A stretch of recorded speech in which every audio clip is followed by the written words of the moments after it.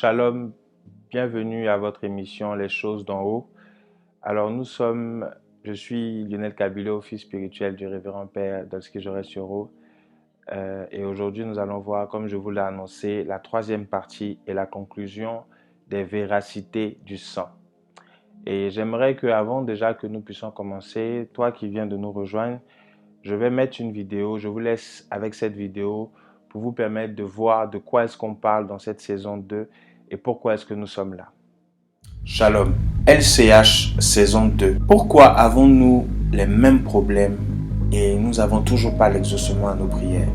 Malgré nos jeûnes, malgré nos prières, malgré le nombre de jours que nous passons dans la prière et dans le jeûne, nous avons toujours les mêmes problèmes. Vous priez mais vous ne recevez pas parce que vous demandez mal. L'une des raisons, et qui sera le thème de notre saison 2, c'est les véracités du sang. Le corps humain comporte 5 litres de sang. Nous avons été créés de 3 entités, nous sommes tripartis, donc corps, âme, esprit.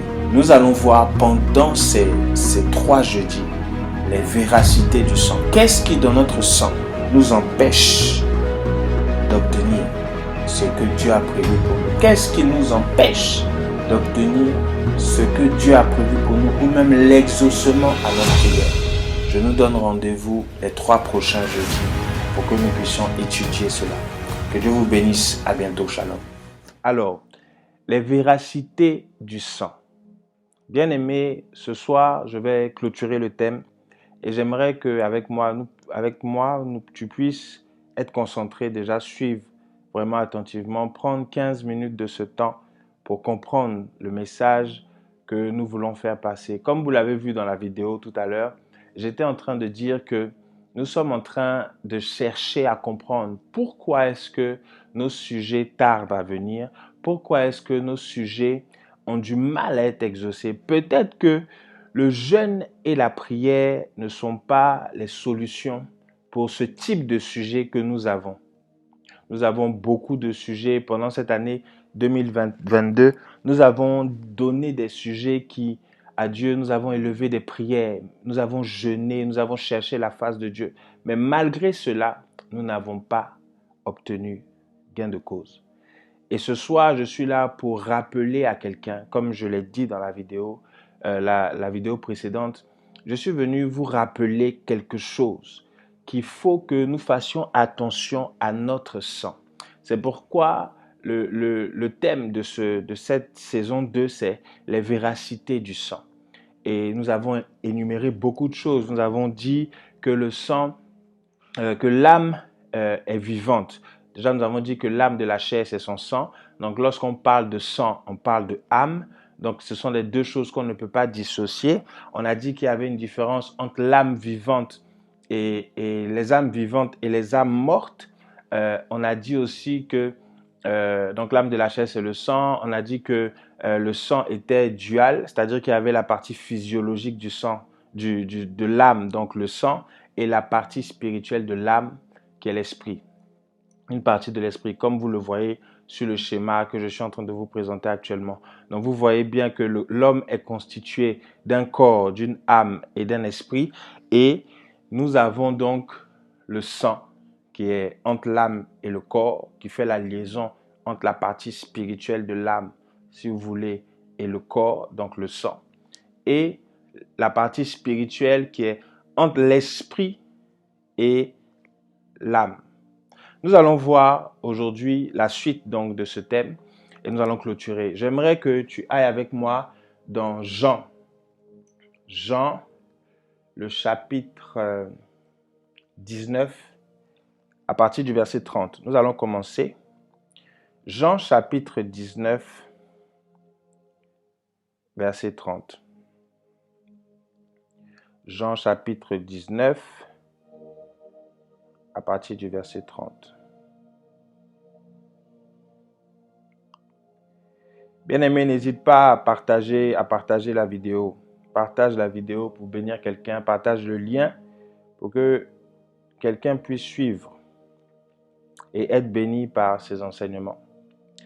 Alors, je lis Jean 19, le verset 30. La Bible dit, Jésus prit le vinaigre, puis il dit, tout est accompli. Il baissa la tête et rendit l'esprit. Dans la version courante que nous avons, quand Jésus eut pris le vinaigre, il dit « Tout est accompli » et baissant la tête, il rendit l'esprit. Bien-aimé, j'aimerais déjà te dire qu'il y a un être humain est composé d'un corps, d'une âme et d'un esprit, comme je l'ai dit, mais il y a la partie esprit qui retourne chez Dieu. Il y a une partie dans l'homme qui va repartir chez Dieu, c'est la partie esprit. C'est pour ça que très souvent, les gens sont choqués quand nous disons qu'un chien n'a pas d'esprit. Parce qu'un chien ne peut pas communiquer. Certes, spirituellement parlant, il y a des chiens qui arrivent à communiquer avec les hommes, dans le côté spirituel. Mais un animal a du sang, mais il n'y a pas d'esprit. Parce que l'animal n'a pas la capacité que Dieu... Le seul être qui a l'esprit en lui, c'est l'homme. Donc là où tu as un esprit. Et lorsque tu meurs, la Bible dit que lorsque Jésus était sur la croix, qu'il a dit tout est accompli, ce qui est reparti chez Dieu, c'était l'esprit. Mais quel esprit? Regardons ensemble ce schéma que je vous présente. C'est cette partie qui est située entre l'âme, il y a l'âme et l'esprit. Et la Bible dit que lorsque Jésus est mort, il a rendu l'esprit, ce qui est tout à gauche, comme vous voyez à l'écran. L'esprit avec E majuscule. C'est cet esprit-là qui repart chez Dieu parce que c'est la nature de Dieu qu'il a mis dans l'homme. Donc, quand nous allons mourir, cette partie-là retourne chez Dieu. Maintenant, nous sommes en train de parler du sang. Et nous sommes en train de parler de l'âme. Et nous avons dit que l'âme était duale. L'âme avait une partie physiologique, sang, et une partie spirituelle, esprit, petit e. Maintenant, allons-y encore dans Lamentation, comme on l'avait pris la dernière fois. Je vais montrer quelque chose et nous allons passer à notre quatrième point de ce thème.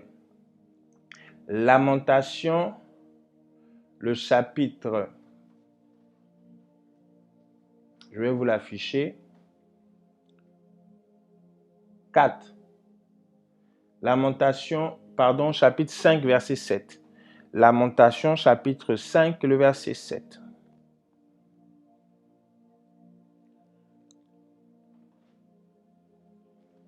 J'espère que tu es là. Voici ce que la Bible dit. Nos pères ont péché, ils ne sont plus. Et c'est nous qui portons la peine de leur iniquité.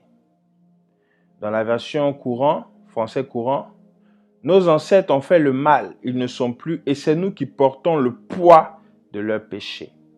Bien-aimé, j'aimerais te dire que lorsque nous sommes enfants de Dieu, nous ne perdons pas notre ADN. Notre ADN n'est pas modifié. Notre sang ne se modifie pas. Ça veut dire qu'il y a une partie dans notre sang qui appartient encore à notre famille. Et cette partie-là, c'est ce qu'on appelle la commission sanguine. Et la commission sanguine ne ment pas. Ce que tu es ou ce qui t'arrive peut être le résultat d'un lien de sang. Ce qui t'arrive peut être le résultat de ce que tes parents ont fait. La Bible dit, nos ancêtres ou nos pères ont péché et c'est nous qui portons la peine de leur ou le poids de leur péché. Donc là où tu es, dans ton sang, il y a un jugement. Il y a, même si tu es chrétien, ça fait des années, il y a des réclamations du sang qu'il ne faut pas négliger. Et à la fin de cette troisième partie, je vais vous donner une prière que David a fait. Et je vais vous la laisser. Et vous allez pouvoir prier jusqu'à la fin de l'année avec cette prière-là.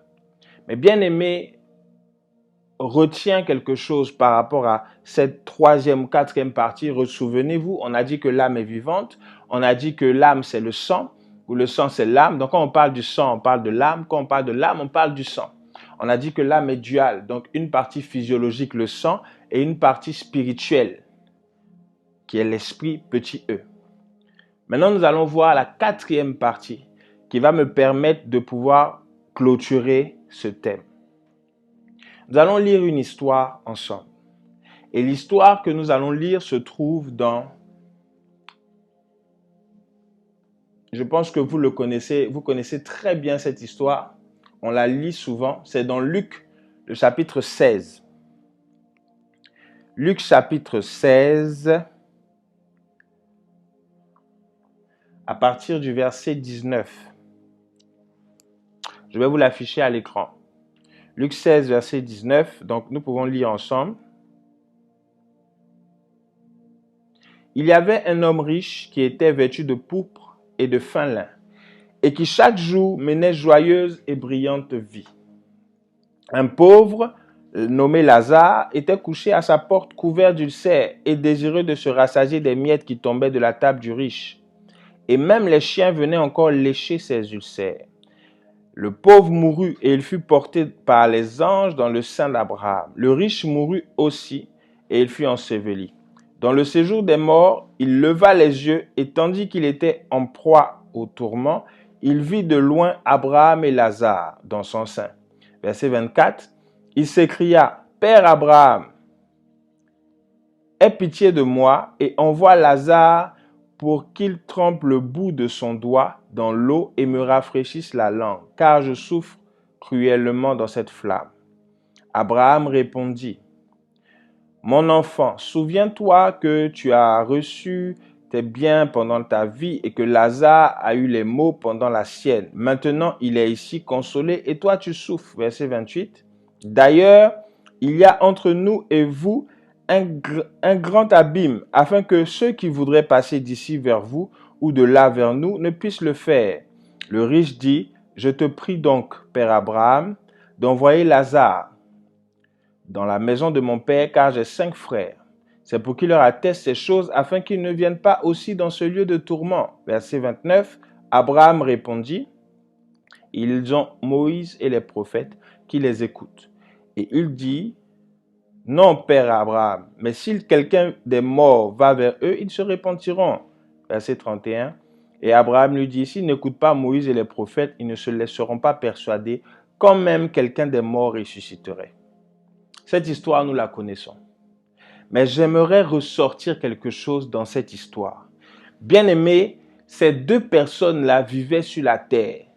Abraham et plutôt Lazare et le jeune homme riche. Et ces deux personnes se sont retrouvées, un dans le sein d'Abraham, l'autre dans le séjour des morts. Ce qui me choque, c'est que celui qui était dans le séjour des morts a reconnu en face Abraham déjà et il a reconnu Lazare, l'homme avec qui il était sur la terre. Ça veut dire que dans notre sens, souvenez-vous la dernière fois, je vous ai dit que lorsqu'on a lu l'histoire de Tychus, que lorsque Paul est allé vers ce jeune homme-là qui était couché par terre mort, la Bible dit que Paul a dit son âme est encore en lui. Il n'est pas mort, son âme est encore en lui. Ça veut dire qu'il y a, lorsque nous mourons, et c'est ce que j'ai dit la dernière fois, l'âme sort. Donc si l'âme sort du corps, c'est que ton âme sort du corps, il va quelque part. Et ce quelque part là, c'est peut-être le séjour des morts, c'est peut-être le sein d'Abraham, comme on vient de le voir. Ça veut dire que lorsque nous mourons, notre âme va quelque part. Mais cette partie de l'âme-là reconnaît quelque chose. Ici, le jeune homme riche, il a reconnu Lazare. Ça veut dire que sur la terre, ton âme enregistre des informations que tu as sur les gens. Ce que tu as mangé tout à l'heure, ton âme a enregistré. Ce que tu as fait hier soir, ton âme a enregistré. Même avant-hier soir, ton âme a enregistré. C'est pour ça que j'aimerais te dire, bien-aimé, tout ce que nous faisons, faisons attention à tout ce que nous faisons dans notre journée. Parce que notre âme a la capacité de tout enregistrer. L'âme a la capacité de tout enregistrer. D'ailleurs, c'est cette partie de l'âme-là, entre l'âme et l'esprit, cette partie-là, cette partie que je zoome là, que vous voyez là, cette partie, c'est ça. C'est cette partie-là qui va être jugée. C'est cette partie de l'âme qui va être jugée. Nous allons aller encore dans un passage pour expliquer que notre âme est en réalité une boîte noire. Notre âme enregistre tout ce que nous faisons. Notre âme enregistre tout ce que tu fais sur la terre. Ton âme enregistre tout. C'est pour ça, bien-aimé, fais attention à ce que tu fais. Si tu as fait un avortement, va cherche à te repentir. Quel que soit ce que tu as fait hier, avant-hier, dans les années, dans les mois à venir, c'est pour ça que la Bible dit que si nous ne pardonnons pas aux hommes, notre Père ne nous pardonnera pas aussi. Quelqu'un t'a fait du mal, certainement. Quelqu'un t'a peut-être jugé, quelqu'un a peut-être dit quelque chose de méchant envers toi. Mais qu'est-ce que tu as fait? Tu l'as gardé dans ton cœur. Nous sommes à la fin de l'année. Analyse-toi très bien. Analyse ce qu'il y a dans ton âme et réconcilie-toi. Réconcilie-toi. Là où tu es, réconcilie-toi. Si tu avais fait, tu étais en guerre avec quelqu'un ou tu avais gardé quelqu'un dans ton cœur, bien aimé, réconcilie-toi. Parce que ça peut te fermer le ciel. Ça peut te fermer le ciel. Regardons encore un passage. Nous allons aller dans Malachie 3, le verset 18. 13 à 18. On va lire ensemble cela et nous allons clôturer. Souvenez-vous aussi que nous avons dit que l'âme a une voix. L'âme a une voix. Donc, avant que nous lisons, je vais faire un récapitulatif. La première chose que nous avons dit, c'était que l'âme est vivante. Il y avait une différence entre l'âme vivante et les âmes mortes. La deuxième chose que nous avons dit, c'est que l'âme et le sang, ces deux choses-là sont pareilles. L'âme de la chair, c'est son sang. Donc, quand on parle du sang, on parle de l'âme. La troisième chose que nous avons dit, c'est que l'âme a une voix. C'est que l'âme a une voix. L'âme parle, le sang parle, donc ton âme a une voix. La quatrième chose que nous avons dit, c'est que l'âme est physiologique, c'est-à-dire qu'il y a une partie de l'âme, est duale, pardon. Il y a une partie de l'âme qui est le sang et une autre partie qui est l'esprit, comme nous l'avons vu dans la vidéo précédente. Ça, c'est le quatrième point. Et aujourd'hui, le cinquième point, c'est que ton âme enregistre tout. Et c'est cette partie qui sera jugée par Dieu. Malachie 3, versets 13 à 18. Je lis. Vos paroles sont rudes contre moi, dit l'Éternel, et vous dites, qu'avons-nous dit contre toi? Vous avez dit, c'est en vain que l'on sert Dieu. Qu'avons-nous gagné à observer ses préceptes et à marcher avec tristesse à cause de l'Éternel des armées? Maintenant, nous estimons heureux les hautains. Oui, les méchants prospèrent. Oui, ils tentent Dieu et ils échappent. Verset 16. Alors, ceux qui craignent l'Éternel se parlèrent l'un à l'autre. L'Éternel fut attentif et il écouta. Nous sommes à un jugement. C'était pendant le jugement. Donc, ceux qui craignent l'Éternel se parlent l'un à l'autre. L'Éternel fut attentif et il écouta. Et un livre de souvenirs fut écrit devant lui, pour ceux qui craignent l'Éternel et qui honorent son nom. Ils seront à moi, dit l'Éternel des armées, ils m'appartiendront au jour que je prépare. J'aurai compassion d'eux comme un homme a compassion de son fils qui le sert. Ton âme, la boîte noire, c'est le livre de souvenirs. La boîte noire, l'âme est une boîte noire. L'âme, c'est le livre de souvenirs. C'est là-bas que tout ce que tu as fait sur la terre est enregistré. Donc, quand nous allons mourir, quand nous partirons, c'est cette partie-là qui sera jugée. Ton esprit retourne chez Dieu parce qu'il appartient à Dieu. Mais la partie de l'âme où il y a tous les éléments, c'est là que les choses vont se passer. Bien-aimés, j'aimerais ce soir clôturer en disant ceci. Nous sommes enfants de Dieu. Et j'ai l'habitude de le dire, ça fait des années. Mais aujourd'hui, quand nous faisons un bilan sur ce qui nous arrive ou sur ce que nous avons obtenu comme résultat depuis que nous sommes chrétiens, le bilan est léger. Ça veut dire qu'il y a des efforts que nous devons encore fournir. Pas simplement dans le jeûne et la prière, mais dans le traitement de notre sang. Tu dois traiter ton sang. Et David a compris que notre sang était emprisonné par les liens de famille. D'ailleurs, souvenez-vous que David était l'homme selon le cœur de Dieu. Pourtant, c'est quelqu'un qui a tué la femme, le mari d'un de ses soldats. Plutôt, c'est quelqu'un qui a tué le mari d'une femme qui était son soldat. Et David l'a tué pour prendre sa femme. Et Dieu dit, voici l'homme selon mon cœur. Parce que David savait que la meilleure façon d'atteindre le cœur de Dieu, c'était la repentance. Non seulement la repentance, mais prier, parce que l'affaire du sang, là, ça ne ment pas. Voici la prière que je vais vous laisser. Le psaume 142, le verset 8. Bien aimé, ce sont des prières que nous devons avoir l'habitude de faire. Mon père spirituel dit souvent, il faut la cultiver. Ce n'est pas simplement prier une fois, mais avoir la culture de ces paroles, avoir la culture de ces paroles, arriver à prier avec ces paroles-là tout le temps. La Bible dit que lorsque Jésus était dans le jardin de Gethsémani, il répétait les mêmes paroles. Ça veut dire qu'à un moment donné, il faut arrêter avec les prières basiques. Il faut répéter les mêmes paroles pour toucher le cœur de Dieu. Le psaume 142, le verset 8. Voici ce que David dit. Tire mon âme de sa prison, afin que je célèbre ton nom. Les justes viendront m'entourer quand tu m'auras fait du bien.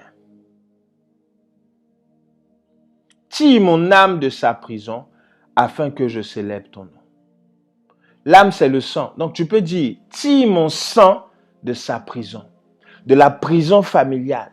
Tire mon sang de la prison familiale, là où tous mes ancêtres ont fait les autels qu'ils ont fait, et puis le sang parle contre ma vie, afin que je n'arrive pas à avancer là. Seigneur, tire mon âme de sa prison, afin que je célèbre ton nom.